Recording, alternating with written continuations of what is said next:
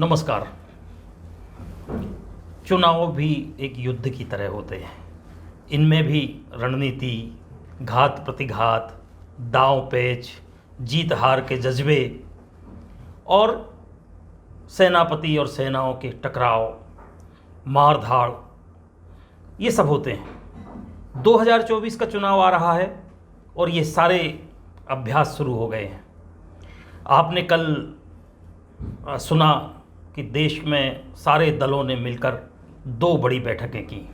आज अखबारों की सुर्खियों में ये बैठकें हैं। टेलीविज़न पर एंकर ज़ोर शोर से जज्बे के साथ समाचार दे रहे हैं।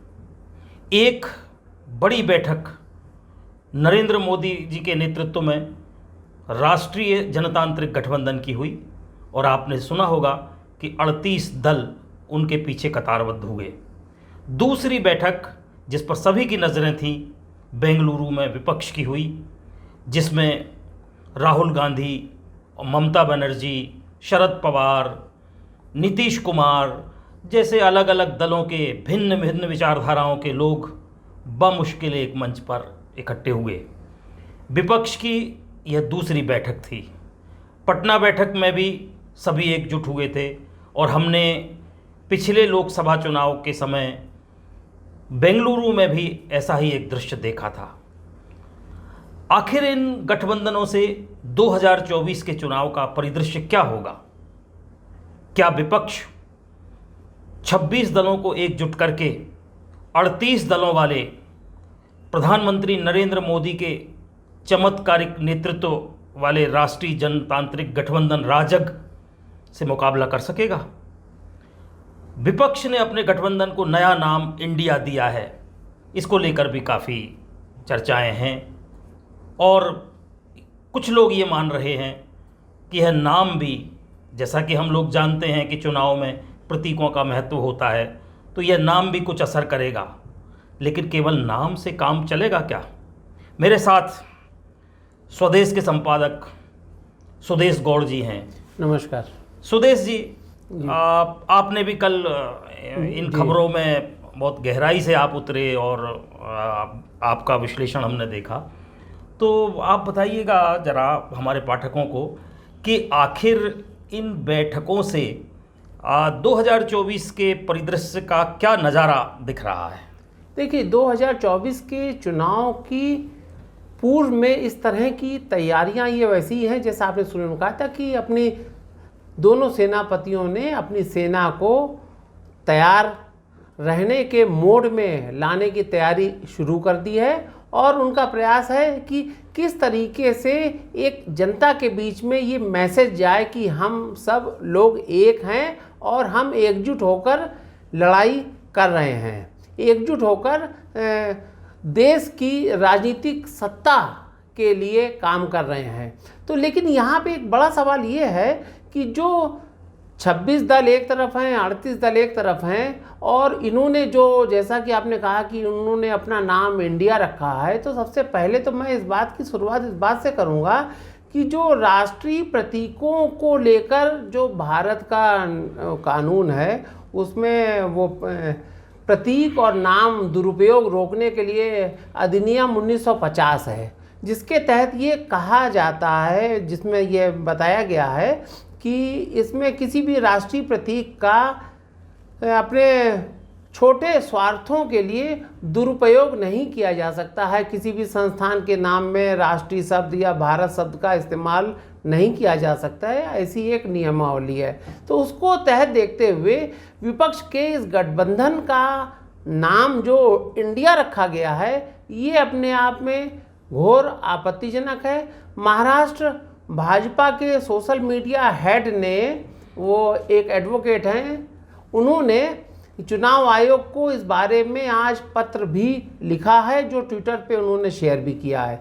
उनकी आपत्ति भी यही है, उन्होंने भी उसी कानून 1950 का हवाला देते हुए ये सब बात कही है और इसके ऊपर चुनाव आयोग अब क्या करता है। लेकिन जो मेरी दूसरे लोगों से चर्चा हुई, उनका कहना ये था कि ये जो राजग है, संप्रग है या जैसा कि नाम इंडिया रखा है, इन नामों का रजिस्ट्रेशन की कोई प्रक्रिया नहीं है, क्योंकि ये नाम केवल बोलने चालने के लिए, और इसका जो मकसद रहा है जो मुझे समझ में आता है वो ये है कि विपक्ष ने एक दबाव बनाने के लिए, ताकि जैसे आज ही सारे अखबारों में जो हेडिंग है उसमें यही लिखा है कि इंडिया वर्सेस एनडीए, तो यही विपक्ष यही करना चाहता था कि एनडीए को इंडिया से मुकाबला करवा दिया। तो उसमें कोई भी अगर एनडीए मतलब वहाँ पे अगर वो लोग विपक्ष हारता है तो कहा जाएगा इंडिया हार गया, तो इंडिया हार गया,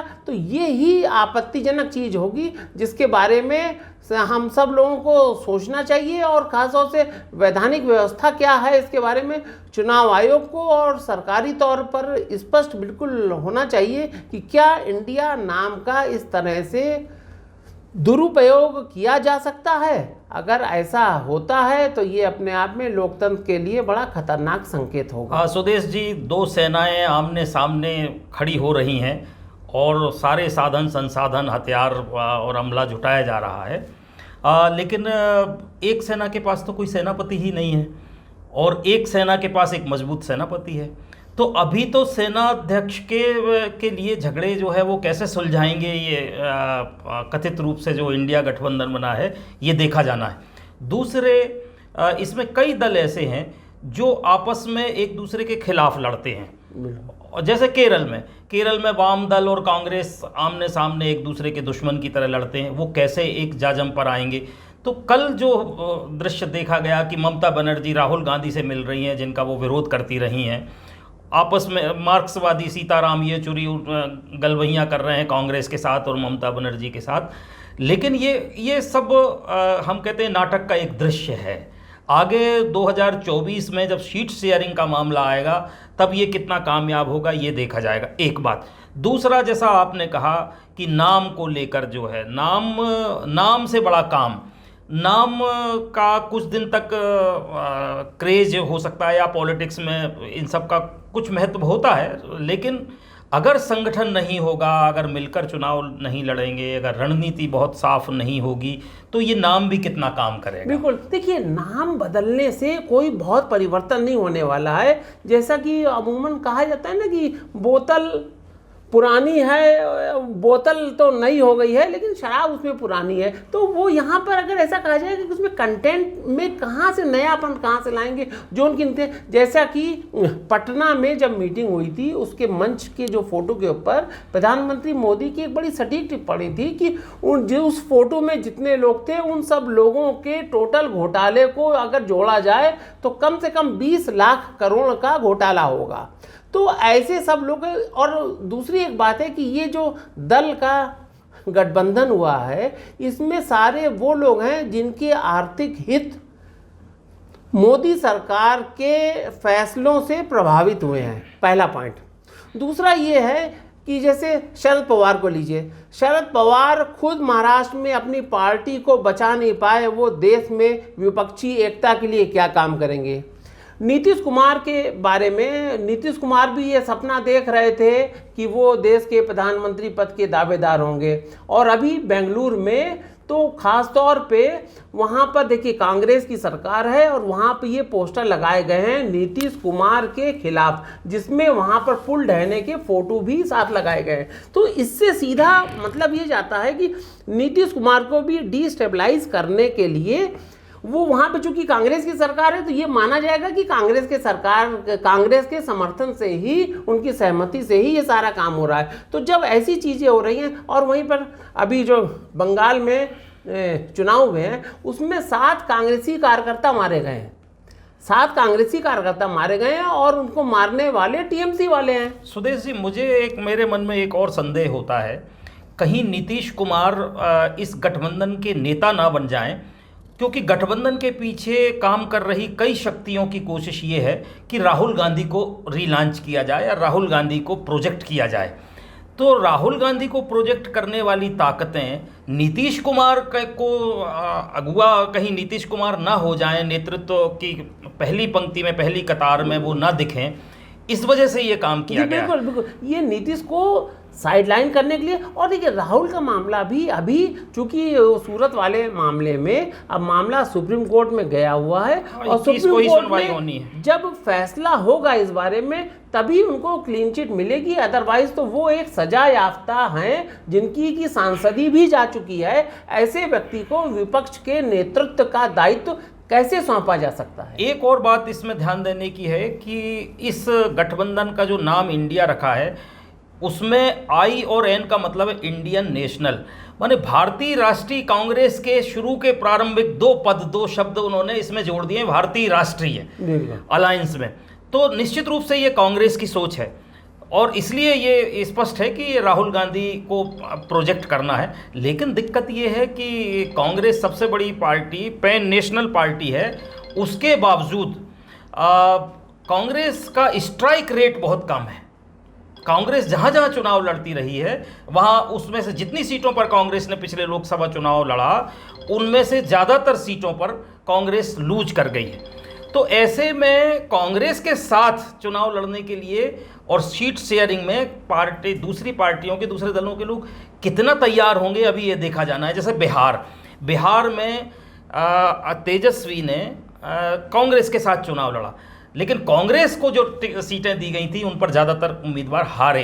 तो ऐसे में कांग्रेस पर कितना दांव लगाने के लिए तैयार होंगे ये आगे चल के देखा जाना। ये तो बहुत प्रारंभिक है, ये एक जिस तरह से नई शादी का हनीमून है जो चलेगा, उसका निश्चित रूप से मनोवैज्ञानिक लाभ मिलेगा विपक्ष को। कल की बैठक में ही कुछ ऐसे संकेत मिले, जैसे प्रेस कॉन्फ्रेंस हो रही थी, प्रेस कॉन्फ्रेंस के पहले ही नीतीश कुमार वहां से रवाना हो गए।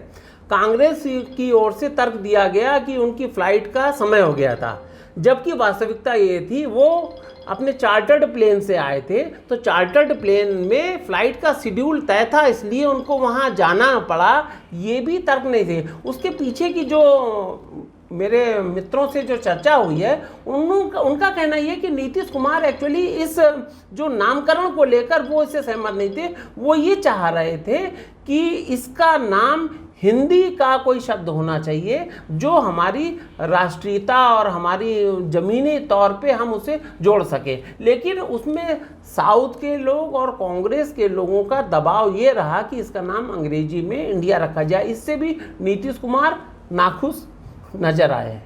हाँ, चलिए, दलों ने इकट्ठा होकर एक संगठन बना लिया है, महागठबंधन बना लिए हैं। दोनों महागठबंधन है, 26 और 38 पार्टियां हैं। आजकल महाशब्द राजनीति में और बाजार में काफ़ी चलता है, तो दोनों महागठबंधन हैं। लेकिन सवाल ये है कि मुद्दे क्या हैं इनके पास। देखिए, ये स्पष्ट है कि मोदी जी ने परिवारवाद को मुद्दा बनाना है, बिल्कुल। और सारी पार्टियां जो विपक्षी गठबंधन में इकट्ठी हुई हैं उनमें वो लोग इकट्ठे हैं जो अपने परिवार की पार्टियां चलाते हैं, नंबर 1। नंबर 2, सारे लोग कहीं ना कहीं भ्रष्टाचार के आरोपों से घिरे हुए हैं और ईडी और दूसरी एजेंसियों ने जांच करके इन चीज़ों का खुलासा कर दिया है और जनता के सामने रख दिया है। अभी कहीं एक बात ये चर्चा सुनने में आ रही थी कि देखिए, एक बात ये हो रही है कि मोदी जी की एजेंसियों ने तो आपके ऊपर आरोप लगा दिया, आपके बुश शर्ट पर एक दाग लग गया है। अब ये आपकी जवाबदारी है कि आप अपने आप को स्पष्ट करें, आप अपने आप को साफ सुथरा बताएं।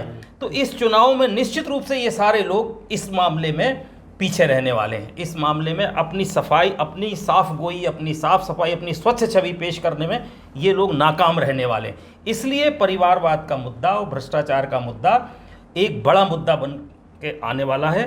और इसमें राहुल गांधी से लेकर, जो अगर हम राहुल गांधी को नेता माने इस गठबंधन का, तो उनसे लेकर नीचे लालू यादव और शरद यादव और सारे लोग उसमें फंसे हुए नज़र आते हैं। तो निश्चित रूप से मुद्दे क्या होंगे। अब देखिए, इस नए गठबंधन के नाम में एक शब्द रखा गया है डेवलपमेंट, जिसको लेकर अभी कल एक बड़ी चर्चा थी कि ये बहस हुई कि उसको डेमोक्रेटिक कहा जाए कि डेवलपमेंट कहा जाए, जो उसमें डी, इंडिया में डी शब्द, डी अक्षर है। अब डी वर्ण का अर्थ अगर आपने डेमोक्रेटिक इसलिए नहीं रखा कि democratic word national democratic alliance में लगा हुआ है, राजग में लोकतंत्र, इसलिए उसको डेवलपमेंट रखा। लेकिन डेवलपमेंट के मुद्दे पर किसकी जीत होती है, कौन भारी दिख रहा है? तो डेवलपमेंट नरेंद्र के मोदी। मसले पर तो बिल्कुल स्पष्ट तौर पे ये कहा जा सकता है कि पिछले 9 सालों में हर क्षेत्र में जो भारत ने ऐसी उल्लेखनीय प्रगति की है, उसका भारत में ही नहीं दुनिया भर में डंका पीटा जा रहा है। और साथ में एक बात यह कि अभी हम 5वीं अर्थव्यवस्था पर पहुंच चुके हैं और उनका दावा है कि अगर तीसरा कार्यकाल होता है तो हम तीसरे स्तर तक जा सकते हैं। तो ये अपने आप में बहुत बड़ा एक कदम होगा और एक बहुत बड़ी घोषणा है, और ये भारतीयों की सोच में पंख लगाने जैसा एक काम है कि हम विश्व की तीसरी अर्थव्यवस्था बनेंगे। और तो इसलिए इस नाम में डेवलपमेंट होने का बहुत महत्व रह नहीं जाता, क्योंकि डेवलपमेंट तो ऑलरेडी हो रहा है और बेहतर तरीके से हो रहा है। सुदेश जी, क्या विपक्ष ने एकजुट होकर, इंडिया नाम रखकर, एक संपर्क की बजाय एक नया गठबंधन, नया आकार देकर गठबंधन को, क्या मोदी विरोधियों की उम्मीदों में भी पंख लगा दिए हैं? नहीं, देखिए, मोदी विरोधियों में ऐसा कोई, देखिए हर पार्टी में जो कि लोकतंत्र का हिस्सा है तो वहाँ पे कुछ ना कुछ सहमति असहमति होती है, और भाजपा के मामले में जहाँ तक मेरी जानकारी है उसमें असहमतियाँ होती हैं, लेकिन जब जो फाइनल निर्णय लिया जाता है उसमें सब लोग समाहित हो जाते हैं। मतलब वो जब तक निर्णय लेने के पहले सहमति और असहमति होती है, लेकिन जब निर्णय लिया जाता है तो वो पूरी चीज़ें सहमति के साथ और सर्वसम्मति के साथ काम किया जाता है। और वही विकास के मामले में है, जैसा कि आपने कहा कि इनके 2 मसले हैं, भ्रष्टाचार और परिवारवाद, और इन दोनों मामलों में बीजेपी निष्कलंकित है और वो बिल्कुल स्पष्ट तौर पर इन सारे गठबंधन के दलों पर पूरी तरह भारी होती है। चलिए, अभी तो प्रतीकों की लड़ाई चल रही है और प्रतीकों के मज़े लें हम लोग, मतदाता और दर्शक, और आगे चल के मुद्दों की लड़ाई जब आएगी तब हम लोग फिर एक बार बैठेंगे, बहस करेंगे, और निश्चित रूप से चुनाव मुद्दों पर होना चाहिए। और हमें लगता है कि जो भी गठबंधन बनेगा, जो भी दल राजनीति में चुनाव में दमखम दिखा रहे हैं, वो कुछ ठोस मुद्दे जनता के लेकर आएंगे। अगली बैठक विपक्ष की मुंबई में होने वाली है, हम उसकी प्रतीक्षा करें और हम उस पर नज़र जमा कर देखेंगे। ठीक, नमस्कार।